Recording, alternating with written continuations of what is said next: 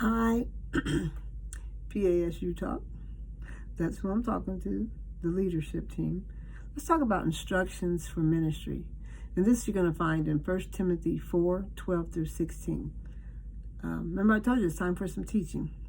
So verse 12 says, "Don't let anyone despise your youth, but set an example for believers in speech," so that's what comes out your mouth, "in conduct," that's how you behave, "in love, in faith, and in purity." Faith is a strong belief in God. Purity is abstinence from alcohol, from drugs, from sex, from things like that, okay? What else do we say here? "Until I come," listen to what he says. "Until I come, give your attention to public reading, exhortation, and teaching." Exhortation is encouraging each other. Remember, it's important to encourage each other. When you guys see each other, remember I told you, have something that you can say to each other. Have something ready that's encouraging to each other. And that can be whatever it is you want it to be. What is teaching? Sharing the Word of God. Share it. Share the Word of God. Share it with each other so you all continue to build each other up. Don't neglect that gift that is in you. It was given to you through prophecy, with the laying on of hands by the council of elders.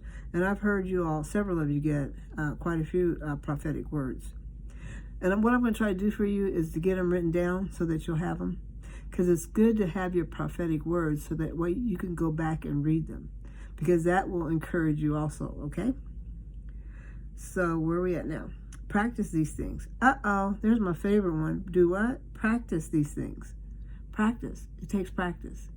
You know, if you believe in healing, if you got a word about healing, practice.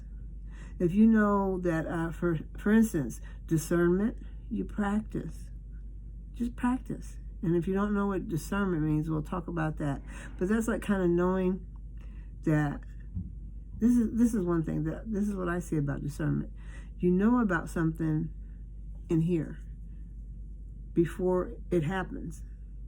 Okay, and then once it happens, then that was your discernment that you picked up on before it happened.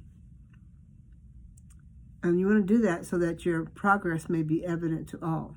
Pay close attention to your life and your teaching. Persevere in these things, for in doing this you will save both yourself and your hearers. Now, what does persevere mean? Persevere means keep on doing something in spite of opposition. Keep on doing something in spite of opposition. So for me, the best example I can give you is praying. Because I don't know if you all know this, but when I asked God what to teach the youth, he said, teach them to pray. And I was like, what? Teach them to pray? I wasn't comfortable with praying. And so this is how God works too.